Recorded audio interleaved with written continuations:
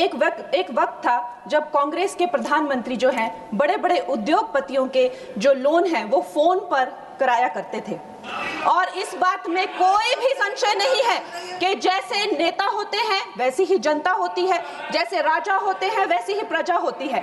और इसका सबसे बड़ा प्रमाण महोदय जी हमें 2016 में मिला, जब आईबीसी पहली बार आया और हम सब ने देखा कि एनसीएलटी में जो 87% जो केसेस थे उनके जो सेटलमेंट वर्थ 13.9 लाख करोड़ के थे, आईबीसी आते ही वो सेटलमेंट बिना कोर्ट जाने से पहले ही प्री एडमिशन स्टेज पर ही वो सेटल हो गए।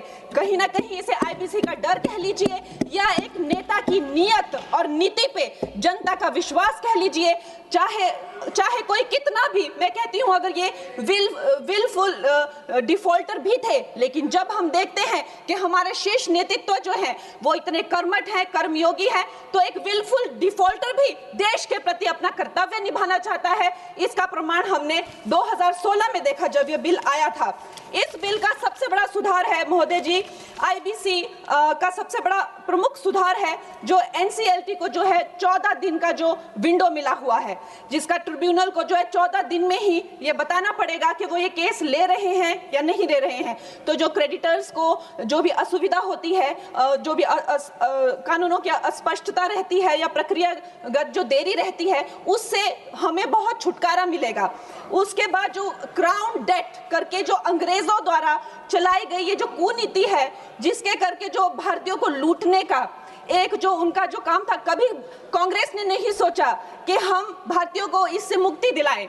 ये काम भी हमारे यशस्वी प्रधानमंत्री नरेंद्र मोदी जी ने किया कि जब भी कोई बैंक कहीं से रिकवरी करेगा तो वहां सरकार को अपनी टांग अड़ाने की जरूरत नहीं है।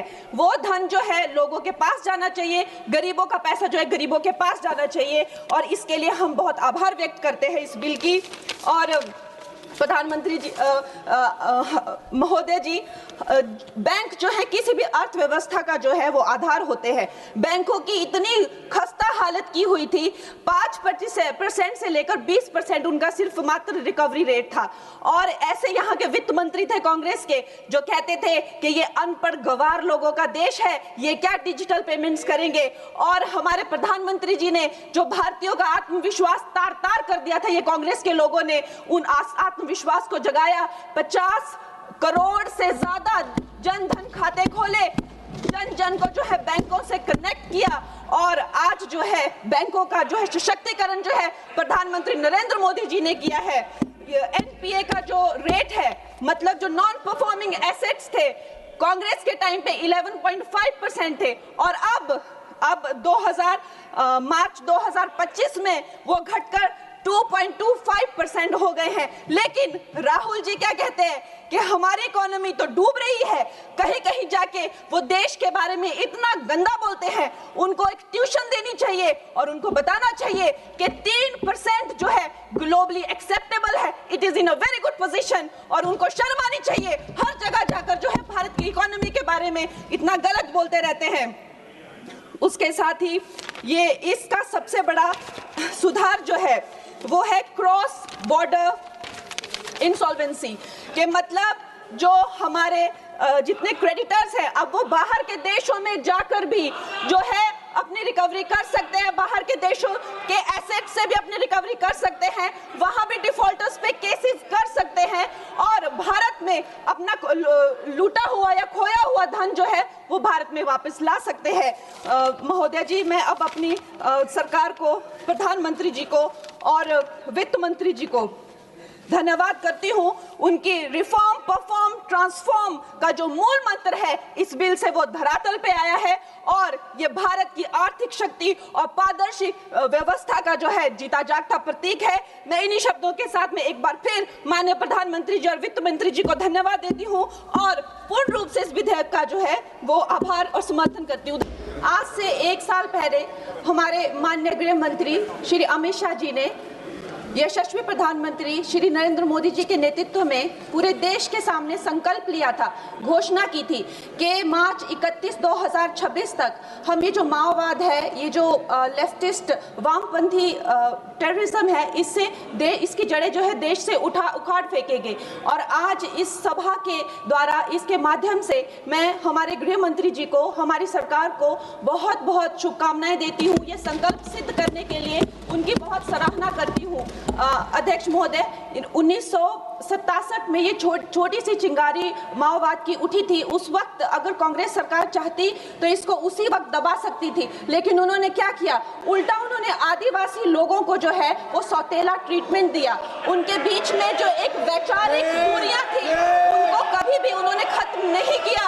और जब ये माओवाद की समस्या हम उनके सामने आई तो जैसे मेरे भाई संबित पात्रा ने पूरे देश के सामने आज बताया कि सोनिया जी और राहुल गांधी जी की वामपंथी सरकार प्लस उनके वामपंथी सलाहकार प्लस उनके जो वामपंथी मित्र और ये वामपंथी टेररिस्ट और इनको जो भी जितने भी फंडिंग होती थी, जो भी इनके हथियार होते थे, गोला बारूद होते थे, वो उन लोगों से आते थे जिनके साथ ये कांग्रेस की सरकार उठती बैठती थी। तो हम लोग क्या अपेक्षा कर सकते हैं?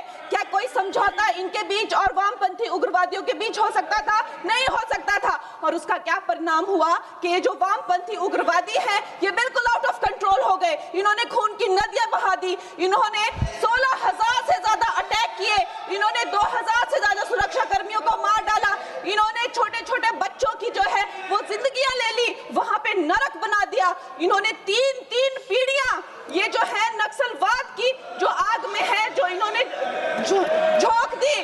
और जब इसके अंधेरे में पूरी तरह से जो ये क्षेत्र है जो डूब गए, जिन छोटे छोटे बच्चों के हाथ में लैपटॉप और कलम होनी चाहिए थी उनके हाथों में इन्होंने बंदूकें दे दी। अध्यक्ष महोदय, इन्होंने जब पूरी तरह से उनका भविष्य खत्म कर दिया तो पूरी तरह से अंधकार में तो अपना हाथ झटक लिया। इनको रेड कॉरिडोर बोल के, नो गो जोन बोलकर जो है पूरे देश में बदनाम कर दिया। हम भी फिल्म इंडस्ट्री में हम सोचते थे कि इतने अच्छे जंगल हैं, वहां जाके कोई गांव की शूटिंग करते हैं, अच्छा कोई गाना बनाते हैं, लेकिन उस टाइम की जो व्यवस्था है वो क्या कहती थी, अरे ये जो आदिवासी लोग हैं ये बड़े ही उग्र होते हैं, ये देश के साथ नहीं रहना चाहते, वहां शूटिंग मत करिए। खुद की असफलता छुपाने के लिए इन्होंने पूरे देश से जो है आदिवासी समाज को इन्होंने आइसोलेट कर दिया। लेकिन हमारे प्रधानमंत्री श्री नरेंद्र मोदी जी कहते हैं कि रात चाहे कितनी भी लंबी हो वो रात ही है, सवेरा होना निश्चित है। और 2014 में जब प्रधानमंत्री जी की सरकार आई और आज हम देखते हैं कि उन्होंने एक आदिवासी महिला को जो है वो राष्ट्रपति बनाया, उन्होंने हमारे सुरक्षा बलों को जो है वो सशक्त किया और उनको सशक्त करने के बाद उन्होंने वो रेड कॉरिडोर, वो भयानक नो गो जोन को जो है वापस लिया, वहां पे संविधान स्थापित किया। अध्यक्ष महोदय, मैं एक नई सांसद हूँ, मुझे 2 मिनट दीजिए। और खैर प्रधानमंत्री जी ने क्या विकास किया वहां पर, चाहे वो घर बनवाए हो, चाहे वो नल लगवाए हो, चाहे वो 70 लाख महिलाओं को 1,000 की मदद की हो, 21 किस्तों में 13,000 करोड़ दिए हो, या वहां पर जो है जितने भी काम किए हो वो मैं अगर शुरू कर दूं तो आज दिन से रात और रात से फिर दिन हो जाए, तो उसमें मैं नहीं जाऊंगी। लेकिन मैं ये जरूर कहूंगी कि जो वहां पे डिजिटल पेमेंट्स हुई हैं उनका मैं बहुत ही ज्यादा सराहना करती हूँ। उससे जो नक्सलियों का जो वित्तीय नेटवर्क है वो टूटा है, जो वो वसूली का काम करते हैं वो टूटा है, जिससे वो खोखले हुए हैं। उसके साथ में सबसे सराहनीय काम जो किया है वो मैं कहूंगी विकास और विश्वास के साथ जो हमारी सरकार ने इसको जोड़ा है। उसके उपरांत जो है उन्होंने जो समर्पण की नीति अपनाई है, 8,000 से ज्यादा युवा जो हैं वो समर्पण कर मुख्य धारा से जुड़े हैं, उनको 5 लाख की राशि और उनको रोजगार दिया जा रहा है। महोदय जी, मेरे पास कहने के लिए तो बहुत है लेकिन मुझे बहुत ही कम समय मिल रहा है। सदन के पास समय नहीं है। इस तरह की नीति हमने दोगो में भी अपनाई है और वहाँ भी बोडो में, आसाम में भी 10,000 से ज्यादा लोगों ने समर्पण किया है। और मैं अंत में अध्यक्ष महोदय जी, मैं यही कहना चाहूंगी कि गृह मंत्री जी ने और प्रधानमंत्री